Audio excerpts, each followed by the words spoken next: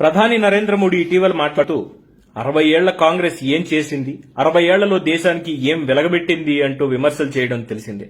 దీనికి సోషల్ మీడియాలో వినిపిస్తున్నటువంటి ఒక సందేశాన్ని రేవంత్ రెడ్డి సోషల్ మీడియా కావచ్చు, కాంగ్రెస్ సోషల్ మీడియా కావచ్చు, మిగతా ప్రత్యర్థుల సోషల్ మీడియాలు, మామూలు సామాన్యమైనటువంటి ప్రజలు కూడా దీన్ని షేర్ చేస్తూ మోడీ గారు 60 ఏళ్లలో ఇది కాంగ్రెస్ చేసింది, మరి ఈ 8 ఏళ్లలో మీరేం చేశారు అని ప్రశ్నిస్తున్నారు.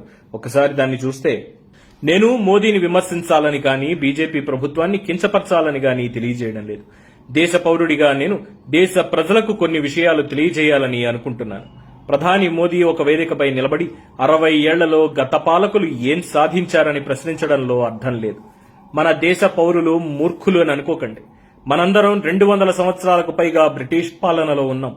ప్రజలు బానిసల మాదిరిగానే జీవిస్తున్నారు. స్వాతంత్ర్యం 0తో ప్రారంభమైన తరువాత 1947లో కాంగ్రెస్ అధికారంలోకి వచ్చింది. బ్రిటిష్ వారు వదిలిపెట్టిన చెత్తలు తప్ప ఈ దేశంలో ఏమీ లేదు. బ్రిటిషర్లు భారతదేశం విడిచిపెట్టినప్పటి నుండి కనీసం పిన్నులు కూడా ఉత్పత్తి చేసే వనరు భారతదేశానికి లేదు. దేశవ్యాప్తంగా 20 గ్రామాలకు మాత్రమే విద్యుత్ అందుబాటులో ఉంది. ఈ దేశంలో 20 మంది పాలకులకు అంటే రాజులకు మాత్రమే టెలిఫోన్ సౌకర్యం అందుబాటులో ఉంది. తాగునీటి సరఫరా లేదు. కేవలం 10 చిన్న ఆనకట్టలు మాత్రమే ఉన్నాయి. ఆస్పత్రులు లేవు, విద్యా సంస్థలు లేవు, ఎరువులు లేవు, జబ్బు చేస్తే మందులు లేవు, ఫీడ్లు లేవు, సాగుకు నీటి సరఫరా లేదు.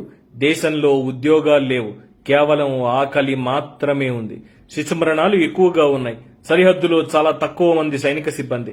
దేశంలోని 4 వైపులా కేవలం 4 విమానాలు, 20 ట్యాంకర్లు, పూర్తిగా తెరిచిన సరిహద్దులు మాత్రమే. కనీసం రోడ్లు, వంతెనలు కూడా లేవు. ఖాళీ ఖజానా మాత్రం ఉంది.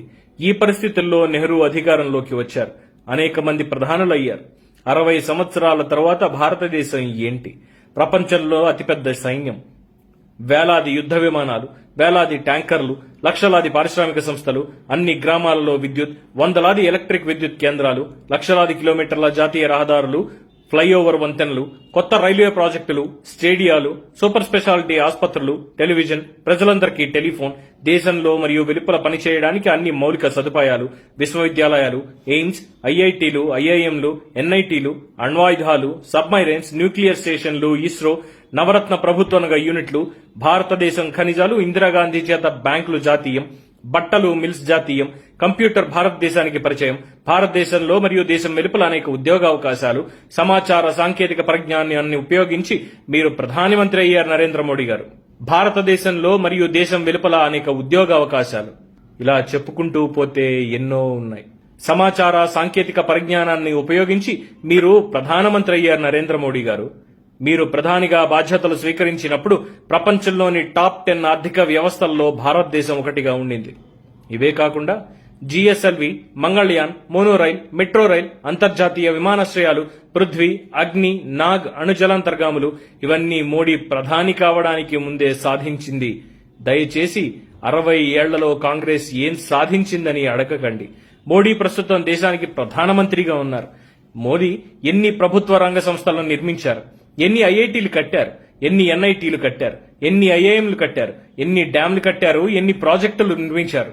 పేర్లు మార్చడం, విగ్రహాల మరియు ఆవు పేడ, మూత్రం రాజకీయాలు చేయడం, డిమానిటైజేషన్ లో విఫలం అవ్వడం, జీఎస్టీని సరిగ్గా అమలు చేయలేకపోవడం, కరోనా వస్తే చప్పట్లు కొట్టడం, గంటా కొట్టడం, లక్షలాది ప్రజలను మీ అతి తెలివితో ప్రాణాలు తీయడం, ఇదా ఇంకా ఉన్నాయి. ఆయిల్ కంపెనీలు అమ్మేశారు రిలయన్స్ కోసం, గ్యాస్ కంపెనీలు అమ్మేశారు అదే రిలయన్స్ కోసం, ఇంజనీరింగ్ కంపెనీలు అమ్మేశారు, పోర్టులు, ఎయిర్పోర్టులు అదానీలకు అమ్మేశారు, రైళ్లు, రైల్వే స్టేషన్ అమ్మకానికి పెట్టారు, అమ్మేశారు, ఫార్మా కంపెనీలు అమ్మేశారు, ఇన్సూరెన్స్ కంపెనీలు అమ్మకానికి పెట్టారు, రోడ్లు అమ్మకానికి పెట్టారు, రోడ్లు అధ్వానంగా తయారయ్యాయి, నదులు సముద్రాన్ని అమ్ముతున్నారు. డిమానిటైజేషన్ పేరుతో ప్రజలను సుదీర్ఘకాల క్యూలలో నిలబెట్టి 214 మందిని చంపేయడం మినహా గత 7 సంవత్సరాల్లో మీరు సాధించిన వాటిని దయచేసి ప్రజలకు చెప్పండి. కొంతమంది కపట బీజేపీఎన్లు ఎఫ్డీఐని వ్యతిరేకించారు. ఇప్పుడు బీజేపీ సిగ్గు లేకుండా ఎఫ్డీఐకి మద్దతు ఇస్తోంది. ప్రపంచంలో నెంబర్ 1 స్థానంలో ఉన్న ఎల్ఐసిని మోడీ అమ్మకానికి పెట్టారు. నెహ్రూ 5 కోట్లతో ప్రారంభించారు. 50 లక్షల కోట్లు ప్రభుత్వానికి ఇచ్చిన చరిత్ర, ఘనత ఎల్ఐసిది. ఎయిర్ ఇండియాకి అవసరం లేకుండా మోడీ ప్రభుత్వం 123 బోయింగ్ విమానాలు కొనిపించారు. అందువల్ల నష్టపోతే అమ్మకానికి పెట్టారు. విశాఖ స్టీల్ ప్లాంట్ ఆనాడు 4,898.4 కోట్లు అంటే 1.2 మిలియన్ టన్నులకు మాత్రమే ఇచ్చి చేతులు దులుపుకుంటే ఈనాడు వేల కోట్ల రూపాయల లాభాలు సంపాదించి 7.3 MTకి విస్తరణ చేయడం జరిగింది. అప్పుల పేరుతో అదానీలకు 1350 కోట్లకు అప్పచెప్పే ప్రయత్నం మోడీ ప్రభుత్వం చేస్తోంది. బాల్కో ఇండస్ట్రీ 25,000 కోట్ల ప్లాంట్ 511 కోట్లకు వేదాంతకు బీజేపీకి అమ్మేశారు. అజిత్ జోకి రాష్ట్ర ప్రభుత్వం 550 కోట్లకు అడిగారు, అయినా సరే ఇవ్వలేదు. బీజేపీ భారతదేశాన్ని అంబానీలకి అదానీలకి అమ్ముతోంది. రాఫెల్ ఒప్పందం అనిల్ అంబానీకి 2 నెలల వయసున్న కంపెనీని అప్పగించారు. భారత ప్రభుత్వ యాజమాన్యంలోని హెచ్ఏఎల్కి ఇవ్వాలని అనిపించలేదు. బీజేపీ పెట్రోల్ డీజిల్ 100కి చేరింది. ఎల్పీజీ ధరలు 1000కి చేరుకునేలా ఎక్కువ పన్నులు పెంచింది. ముడి చమురు ధరలు $144 ఉన్న సమయంలో 75 మాత్రమే పెట్రోల్ ధర. ఇప్పుడు $50 ముడి చమురు ఉంటే 100కి పైగా చేరింది రాష్ట్రంలో పెట్రోల్ ధర. దేశంలో పెట్రోల్ ధర భారతదేశంలోని పేద ప్రజల నుండి బ్యాంకులో కనీస సమతుల్యతను కాపాడుకోలేకపోయినందుకు గాను 1771 కోట్ల రూపాయలను జరిమానా రూపంలో ఎస్బీఐ ద్వారా మోడీ ప్రభుత్వం కాజేసింది. అమిత్ షా కుమారుడు జైషా, శౌర్య దోవల్, అంబానీలు, అదానీ, బాబా రామ్దేవ్ ఇక పతంజలి గ్రూప్ మరియు బీజేపీకి స్పాన్సర్ చేసే వ్యక్తుల ఆస్తుల పెంపు కోసం ప్రభుత్వ రంగ సంస్థలను అమ్మేసే కుట్ర జరుగుతోంది.